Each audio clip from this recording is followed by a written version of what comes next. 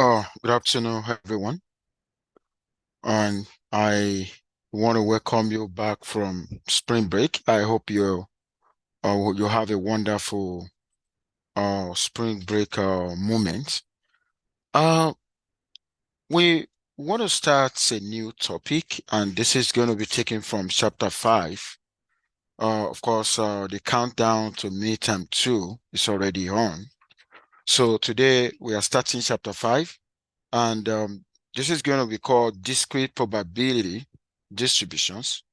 Now, in discrete probability distributions, we got a lot of them, but for the focus today will be on Bernoulli, binomial, and multinomial distributions.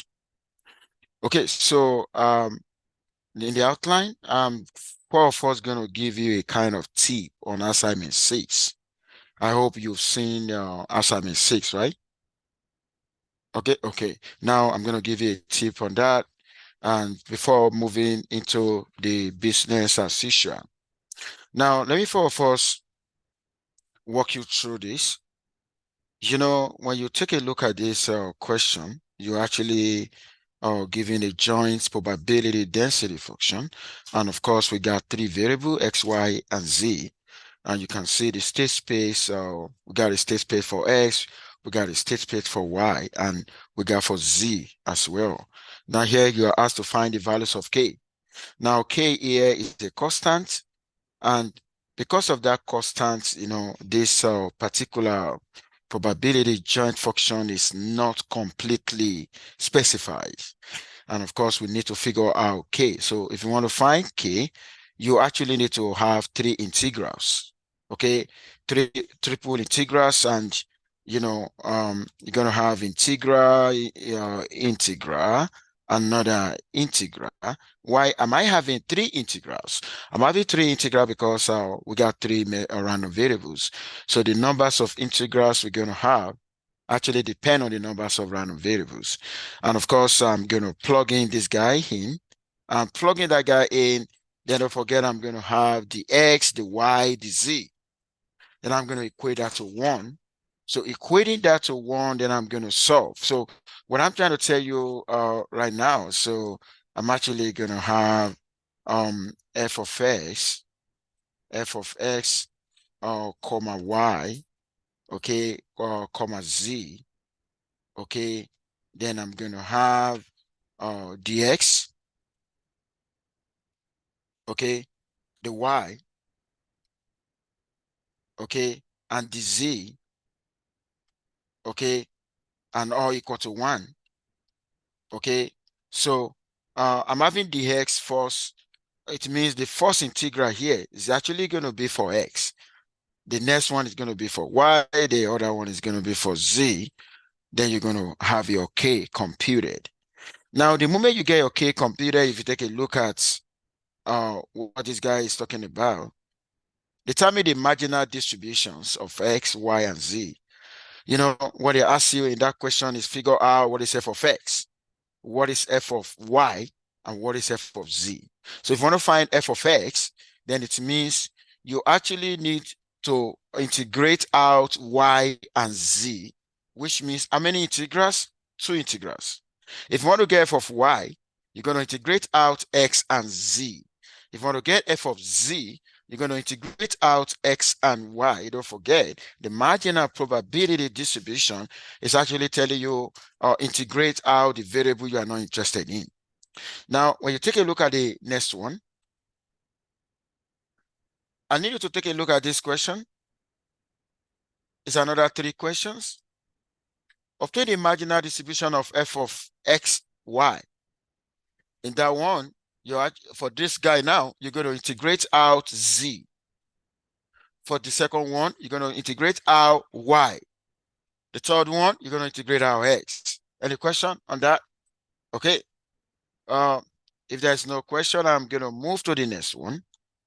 Now, take a look at this guy now. Oh my God. Take a look at this.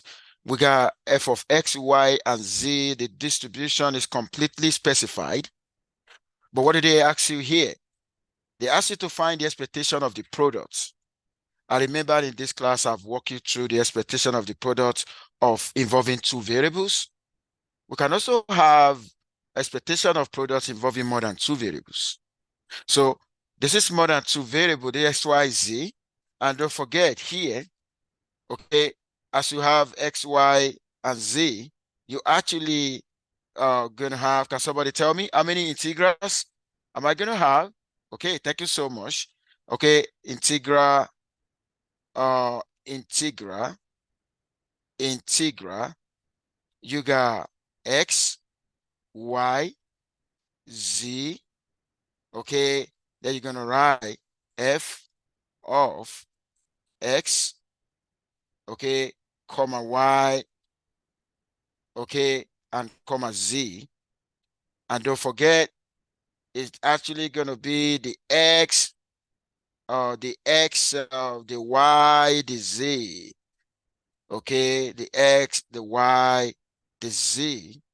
Okay, and of course, you can take a look at the integral. The first integral is actually going to have the lower bound and the upper bound of x because I wrote the x first and so on like that. So that's what you're going to do here. Okay, now since you understand this, I'm going to go into today's topic. But let me tell you this: what if in exam you actually asked to find the expectation of x, y, x, y, z, k or something more than three? Okay, it's the same strategy. Okay, the numbers of integrals you're going to have depends on the numbers of variables under investigation. Okay, let me quickly move to discrete probability distribution.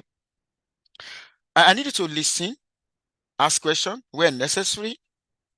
Do you know before now you've been introduced to probability distribution? We've been introduced to probability, and I've walked you through. I know I told you when I started that uh, we have, if you want to talk about probability distribution, you need to be able to understand the nature of the random variable. In this class, I've walked you through a random variable can be discrete or continuous.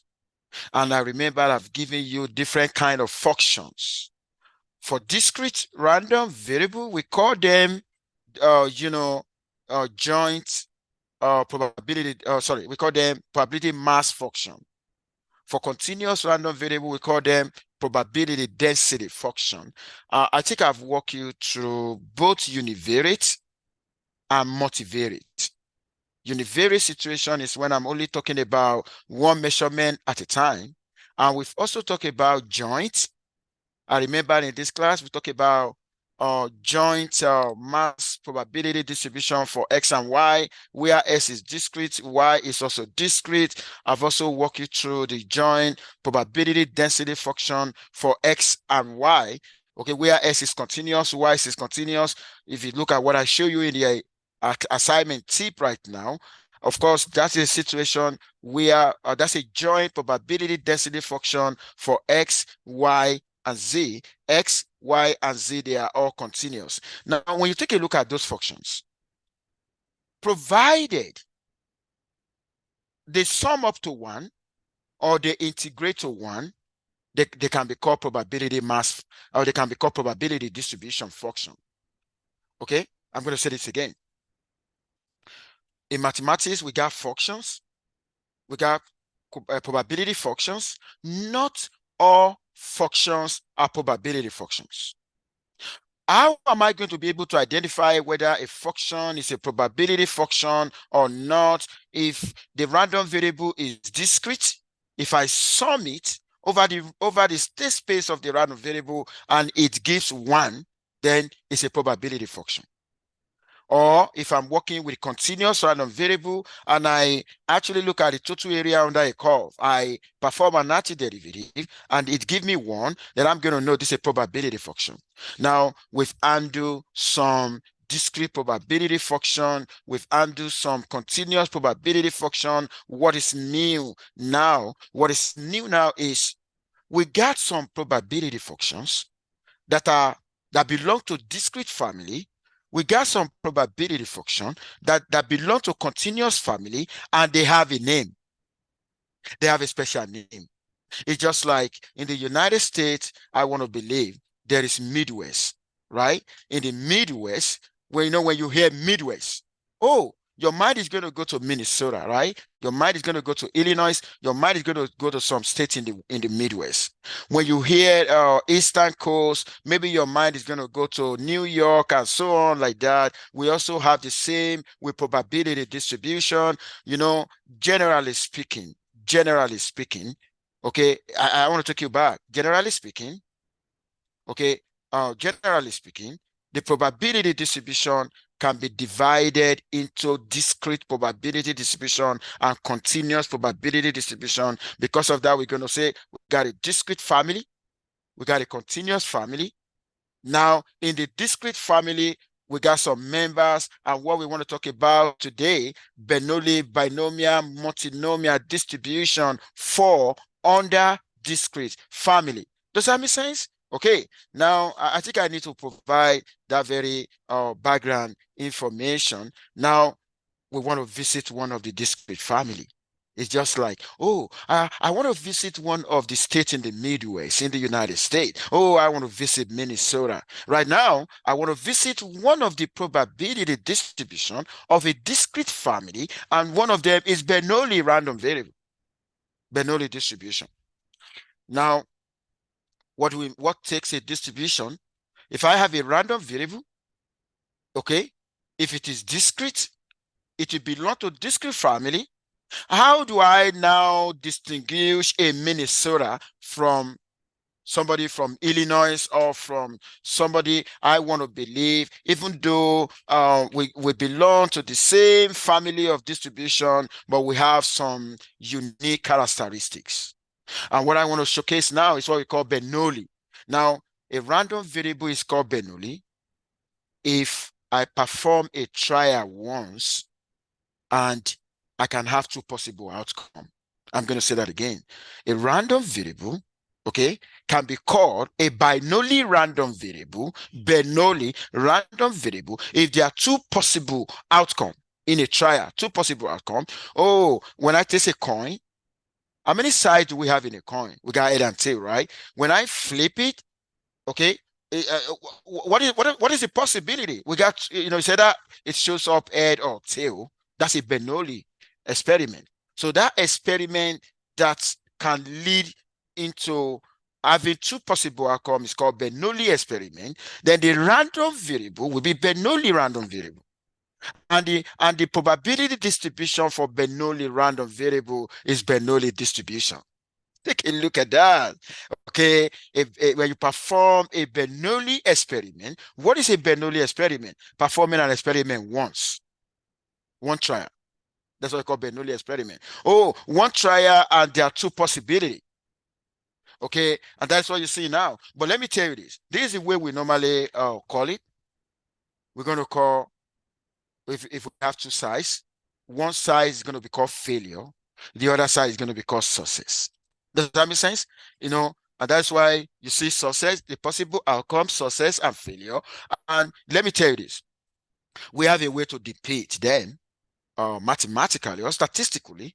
Okay, I told you we use notation. We're going to use P to represent the probability of success.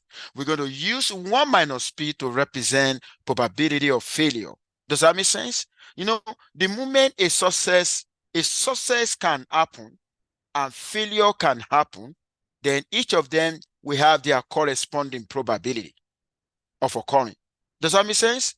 Okay, now I'm going to go into an example now for Bernoulli process. Take a look at what I'm trying to show you now.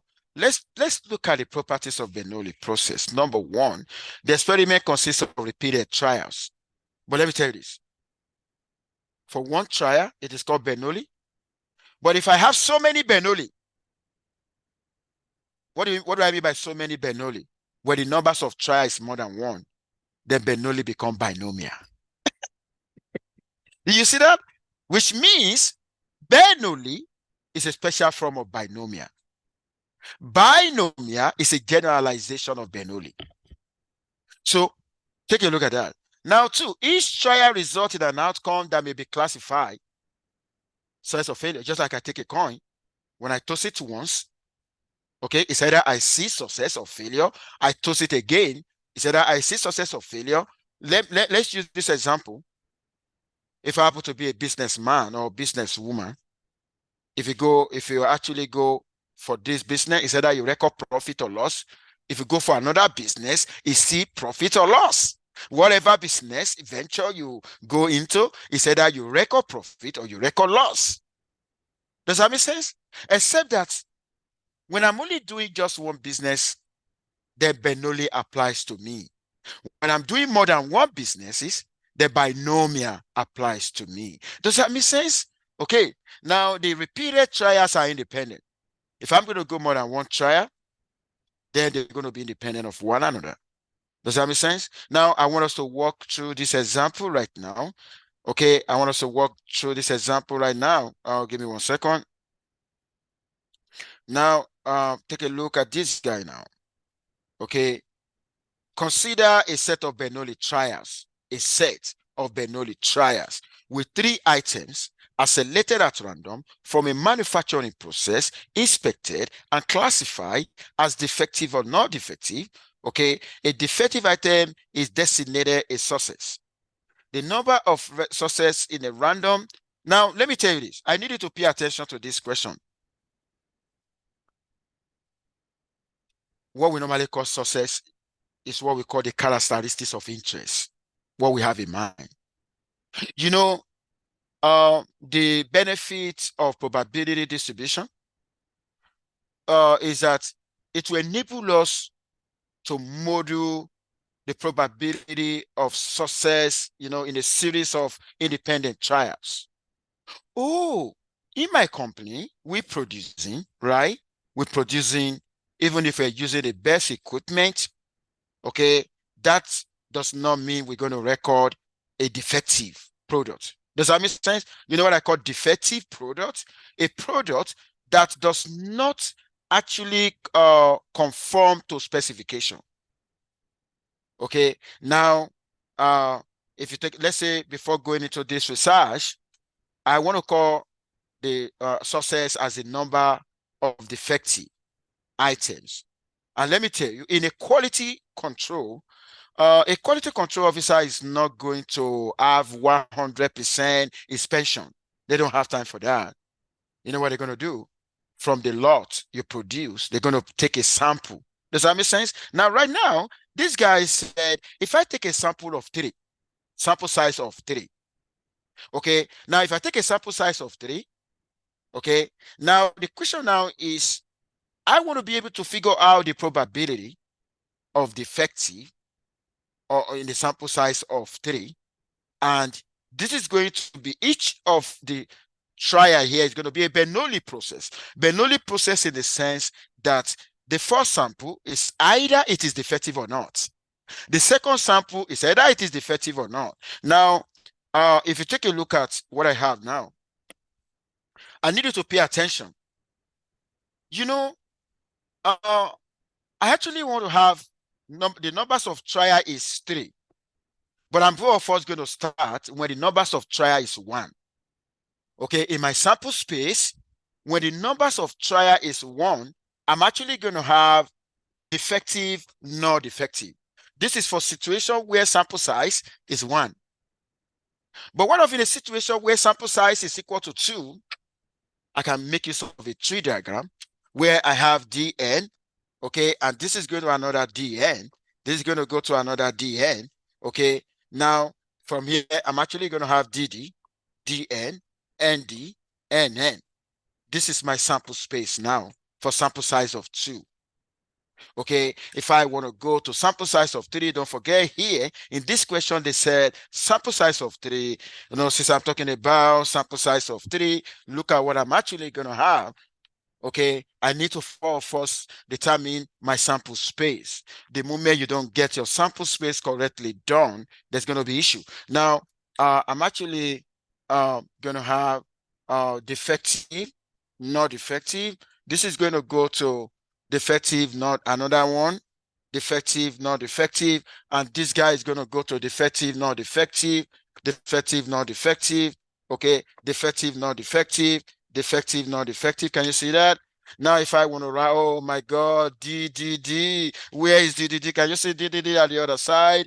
Okay, then DN, okay, DNN, and that was how we're able to get this particular outcome combination. That particular outcome combination, I was able to figure it out drawing a tree or a diagram. Any question about this? Okay, now we actually get an outcome. That's an outcome. An outcome is just going to be an element in a sample space. Now, we now need a random variable. Don't forget, the other time I defined a random variable as a mapping function that assigns numerical values to the element in the sample space. Now, before I'm actually going to assign numbers, I need to first tell the word what is my random variable. Here, my random variable represents the numbers of defective.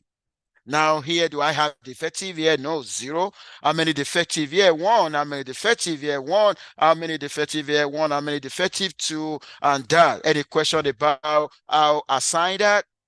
Before you can assign a random variable, you need to first get your sample space, and you need to first define ahead what your random variable represents. Does that make sense? Okay, now here the random variable represents the numbers of defective. Now, do you know that based on this, I can find whatever they want me to find because I already have, the outcome. Now, if you take a look at this, let's say, for instance, if I ask you to find the probability associated, if I have 0, 1, 1, 2, 3, the state space is from 0 to 3. 0, 1, 2, 3, right? Do you know I can set out a probability distribution? For instance, this is what I mean. You're going to come right here. Okay, this is getting a probability distribution. Since I know I got from 0 to 3, I'm just going to write 0, 1, 2, 3. And after that, I want to find the probability of 0.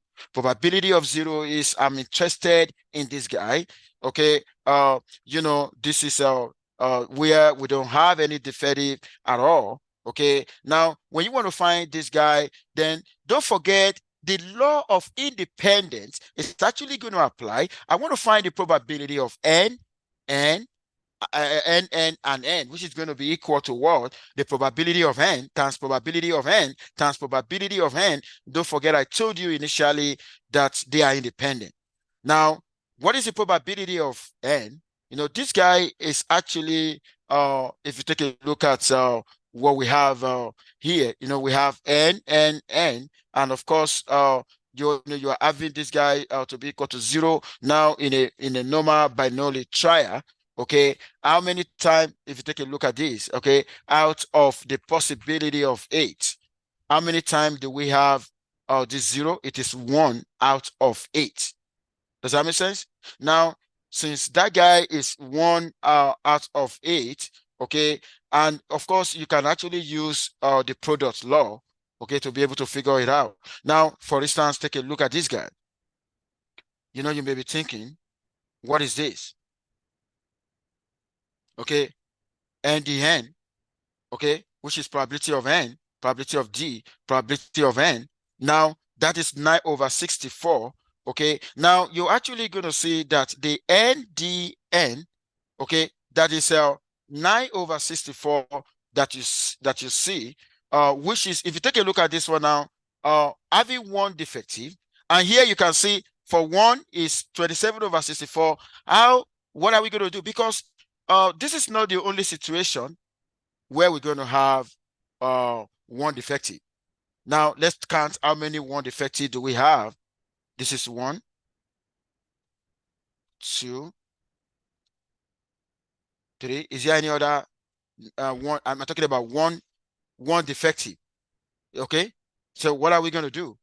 Okay, we got 3 of them. Then we multiply this guy by 3. And that was why we got 27 over 64. Does that make sense? Because it occurs in 3 situation.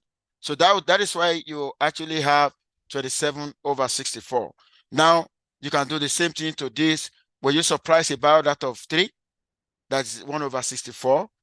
Of course, if you take a look at that guy there, you actually going to see. So is there any question here on how this is set up? Okay. Now we need to have a kind of, we want to this is we've generated that, and let's go into binomial now. Okay, then I'm going to have a formula for binomial. I told you the other time. But before I can write formula for binomial, okay, I'm also going to write, let me first write a formula for Bernoulli. For Bernoulli, Bernoulli is going to be written as x, b into x, okay, this guy, 1, instead of n, it's just going to be n equal to 1, p, and this guy is going to be equal to, I'm only going to have p, okay, x, p raised to the power x, then q, 1 minus x. And you know what the state space of Bernoulli is going to be? The state space of Bernoulli is going to be 0 and 1. Now, I'm writing this just for you to be able to see that Bernoulli is a special form of binomial, while binomial is a generalization of Bernoulli. The two of them is talking about two possible outcomes.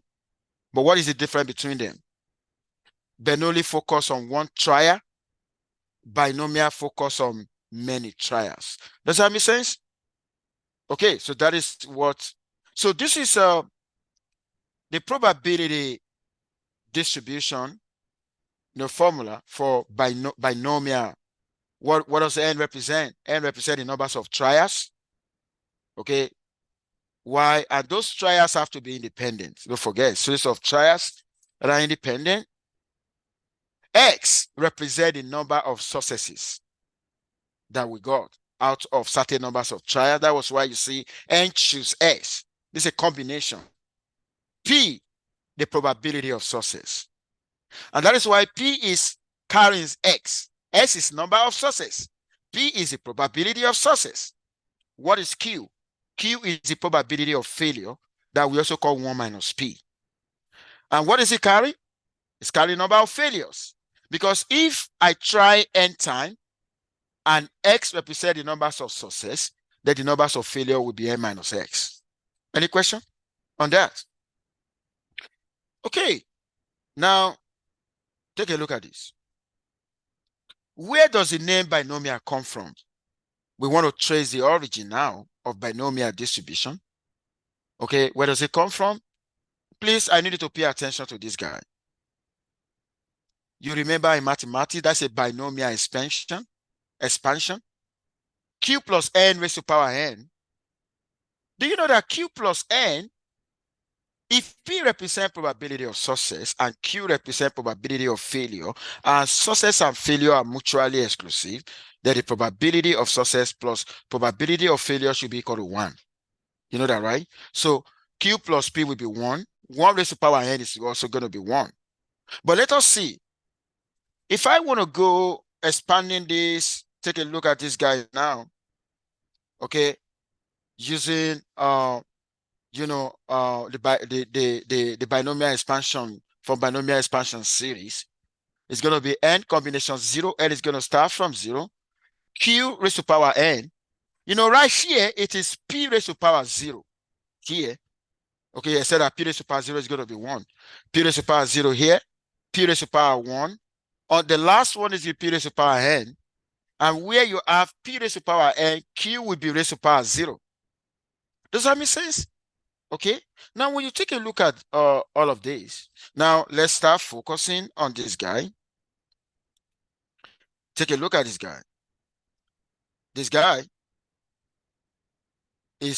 can be written as that binomial where x equal to 0. We have n as the numbers of trial and P. Then the other one is going to be for 1, for 2, and so on like that. Okay. Now, at the end of the day, what are we telling the world? What we are telling the world is since binomial distribution is a probability distribution of a discrete family, summing that together must give us 1. And of course, if you take a look at what we're doing here, all this is all going to go to 1 at the end of the day. Okay, using the idea that P plus Q equal to 1. Don't forget, P is the probability of success and Q is the probability of failure. Now, let's talk about the properties of binomial now. But let me, if we know the properties of Bernoulli, then it will be very easy to know the properties of binomial. Okay, now I need you to take a look at this. I want to do something right now. Okay, I want to do something right now. Okay, now what I want to do right now, okay, Bernoulli equal P raised to power X, Q raised to power 1 minus X, and S start from 0, 1. Let me first, I want to focus on Bernoulli. Okay, now if I want to focus on Bernoulli, if I want to find the expected value of X, right? Because Bernoulli is a discrete, I'm going to do summation. The summation X, the probability of X, and where is S starting from 0 to 1? Don't forget Bernoulli. Please, I need you to be focused. So right now, S start from 0 to 1 X. What is the Bernoulli formula? P of X, Q raised to power 1 minus X. Okay, so right now, okay, when you take a look at this, plug in 0, P raised to power 0, 1, plus 1, P raised to power 1, 1 minus 1, right? The sum. So this is going to be 0.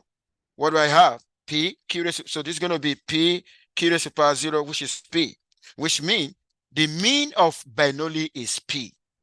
If I know the mean of Bernoulli, then the mean of binomial is going to be N multiplied by P. Because take a look at this. I need you to take a look at this guy here. Right? The first one is Bernoulli, and Bernoulli, every Bernoulli trial has P, that you can say I just proved that, as the mean. Now, if I have P in N times, that would be NP. If I want to go from the mean of binomial to the mean of Bernoulli, I need to plug in N equal to 1 here. If N equal to 1, I'm going to find myself right here. Does that make sense? Okay, now that was how we're able to get that. Now, do you know if you do the same, okay, to get the variance, if I were you can actually try, you can try this variance. You know, if you want to find the variance, you need expected value of S squared minus expected value of S all squared, right? Right now, expected value of S squared minus, you know, the mean you got is P, then you put a squared. I want to get expected value of S squared now. Please, I need you to be focused. Expected value of S squared, if you are not seeing what I'm writing, please let me know, okay? Now, it's going to be summation S squared, then the distribution, S start from 0 to 1. I want to get expected value of S squared. Now, you use the idea of what we've done before, you know, we've worked on stuff like this. So now, S start from 0 to 1, S squared, P raised to power S, Q raised to power 1, 1 minus S. Now, you're going to have 0 squared, P raised to power 0, 1 minus 0 plus 1 squared, P raised to power 1, 1 minus 1. So this is going to be 0. I'm still going to have a P. Now, there's something I need you to take a look. Expected value of X in Bernoulli is P. Expected value of S squared is also P. Now, I will be able to get the variance now. So, give me 1 second. I think there's something that I'm, okay, yeah. So here now, I'm going to put P minus P squared, which is going to be factorizing. Is going to be that. And what is 1 minus P? Q. That is going to be PQ, right? So the variance of Bernoulli is PQ, then the variance of binomial will be NPQ, and that is why, oh my God, take a look at what I'm doing here, because I want to find the variance of X. So what am I trying to do here? What I'm trying to do here is if if uh, if x1 is Bernoulli, if x1, x2 up to xn is Bernoulli, and I want to find, let's say z, and z is x1 plus s2 until I get to xn. If each of this is Bernoulli, adding them together is binomial. So if I want to find the mean of this guy, okay, for this side, I want to find the mean of this guy. I said the expected value of z equal expected value of x1 plus expected value of x2 until I get to expected value of xn. And each of these expected value is p. So p plus p plus p in n time is going to be np. If I want to do the same thing to the variance, okay, the variance of z, which is going to be variance of x1 plus variance of x2 plus variance of s3. Why are we not having covariance? Because they are independent. Okay, now, and that was how we got that. Any question about this? Any question about that? Okay, now there's no question. I want us to make use of, I want us to go into example. And in this example, we're going to make use of a table. There's a table. If you check the textbook we're using, okay, if you check the textbook we're using, maybe next, I think on Wednesday, I'm actually going to show project the table, how you can check from table. Now, let us apply this. We want to apply, let me tell you this. Binomial distribution is very significant in business, in medicine, in environment, and so on like that. Okay, do you know, if I really want to know the efficacy of a drug, the probability that a drug is going to work, I can use binomial distribution. It's either it works or not. That's how I can use binomial distribution. If I really want to know the probability that a particular species of animal will go on extinction, it's either a species of animal go on extinction or not. I can use a binomial. If I really want to know whether in my bank, if I want to study customer behavior, maybe customer get loan, what is the probability they're going to default? I can use binomial because it's either they default or not. Does that make sense? You know, I want you to be seeing how we can apply this in real life practical situation. What is the probability that's going to be maybe following a medication, there's going to be an adverse reaction? It's either a patient develop an adverse reaction or not. Following medication, I'm also going to use binomial. Now, let us take a look at this now. The probability that a patient recovers, oh my God, I can use binomial because a patient could recover or not. It is not all patients that will gain from medical intervention. Do you know that? They, at times, you know, doctors recorded some successes or even failures at times. Don't forget, we live in a stochastic world. We live in a probability space where there's variations.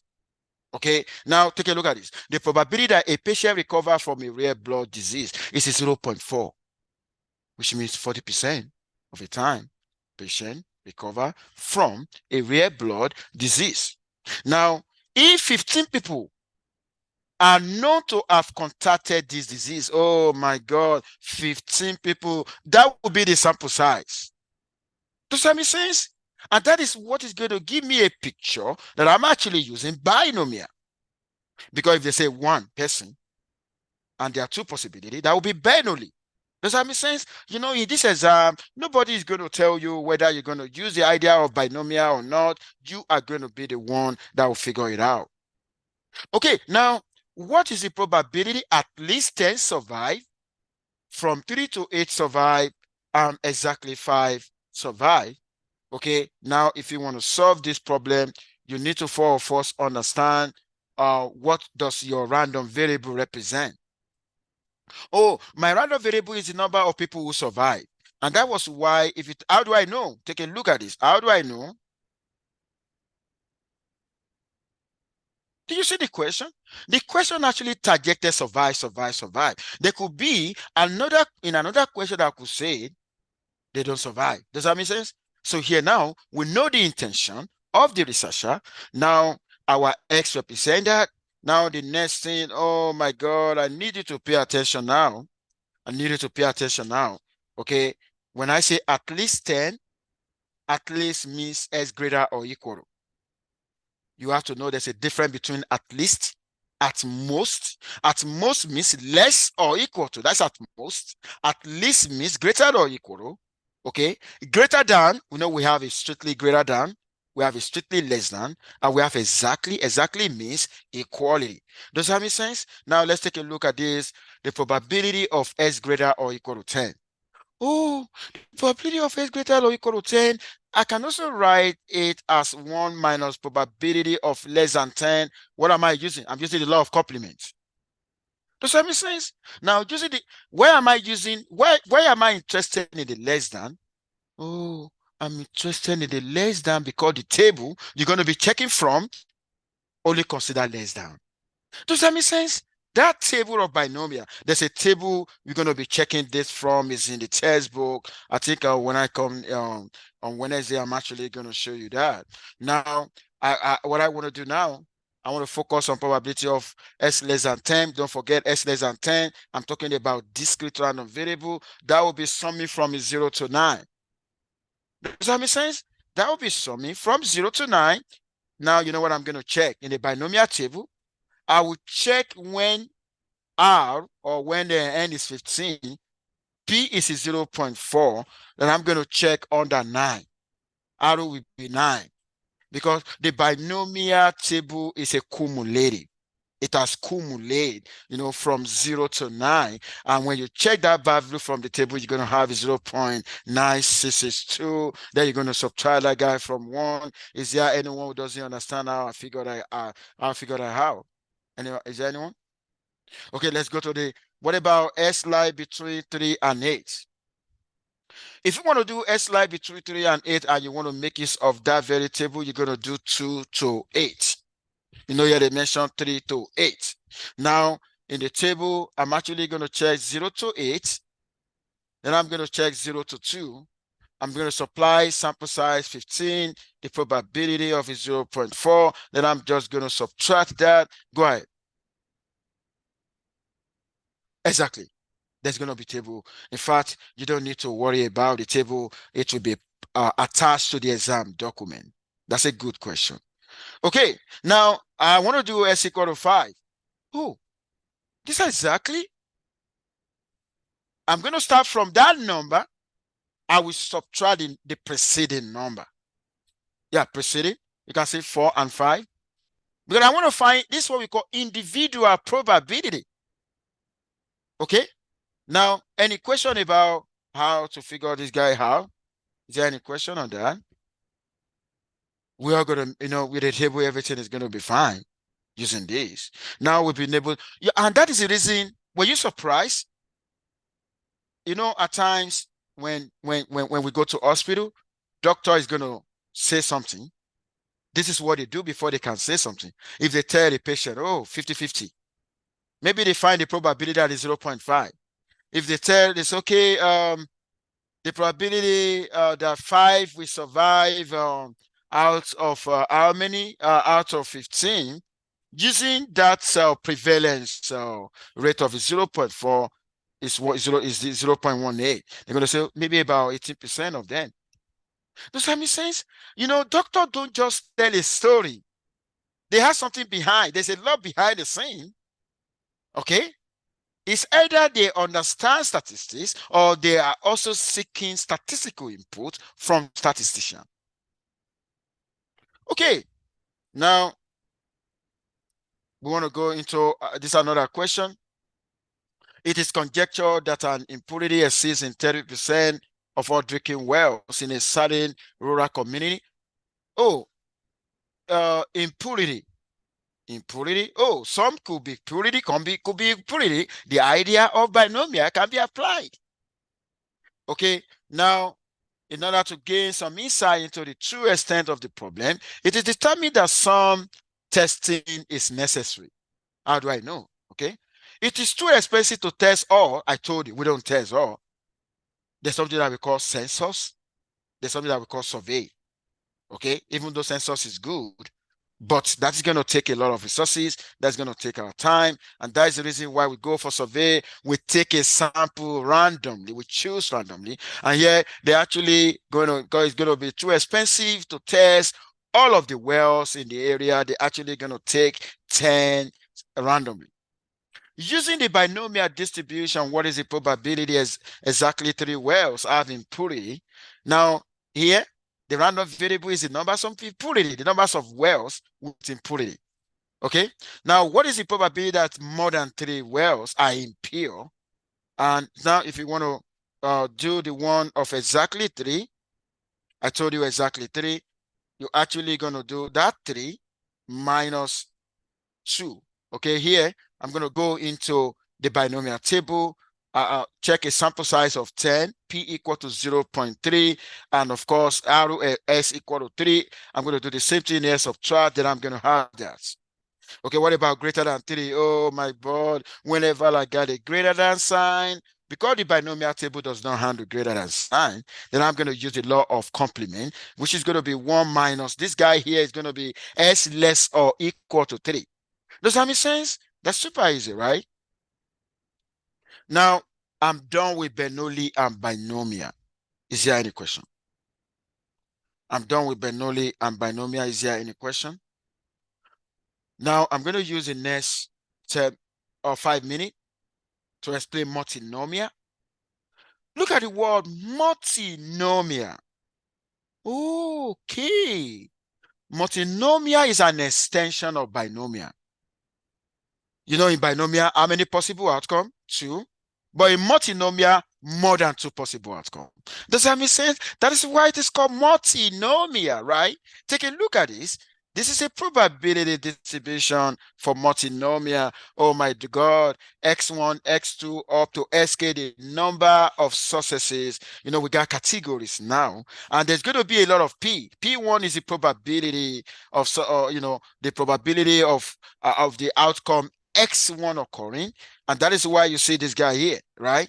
P2 is the probability of outcome x2 occurring. Take a look at that, up to pk. Take a look at that, and you know what? When I sum all the x together, that must give me the sample size, and when I sum up the probability together, that must give me 1. This is another way to put the probability distribution. This is multinomial. The multinomial is an extension of binomial. In binomial, we can categorize possible outcome into 2 categories, but in multinomial, into more than 2 categories. So here now, I'm actually assuming how many categories? K numbers of categories. Does that make sense? Oh, let's picture this. Oh, a die. How many sides do we have in a die? 6, not 2 anymore. That's a multinomial. Okay. Now I'll quickly go into an example. This is just a derivation of that. Let's come to this example. Suppose that an earnings announcement has 3 possible outcomes. Because let me tell you, I told you the other time, we can also use the idea of probability distribution to predict return on investment. That has to do with stock. Okay.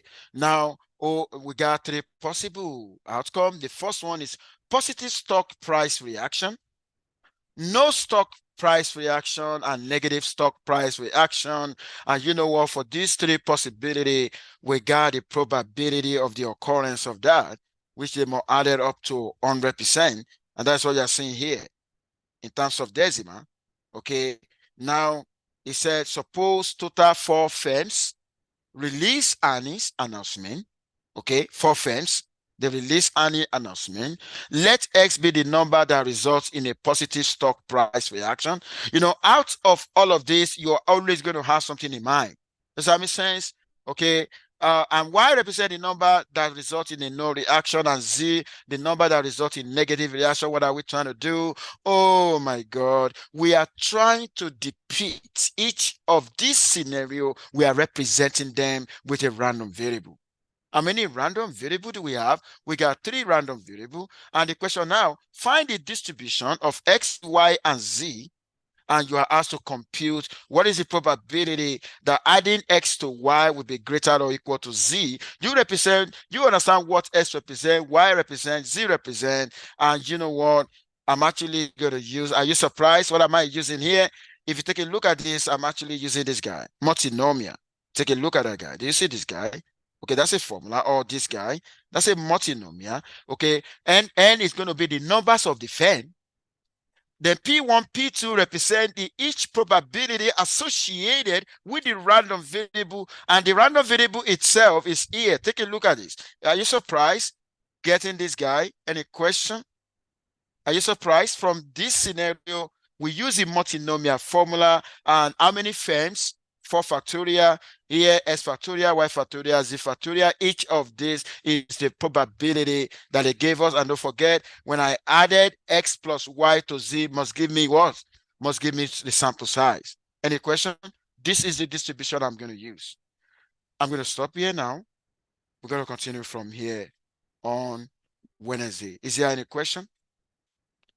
Okay, now before I go, you are actually going to understand probability or any mathematical related subject if you understand what is behind notations. You know, you don't just go to this notation. There is something that we have in mind. Okay, make sure you all stay safe and have a lovely day. Bye for now, everyone.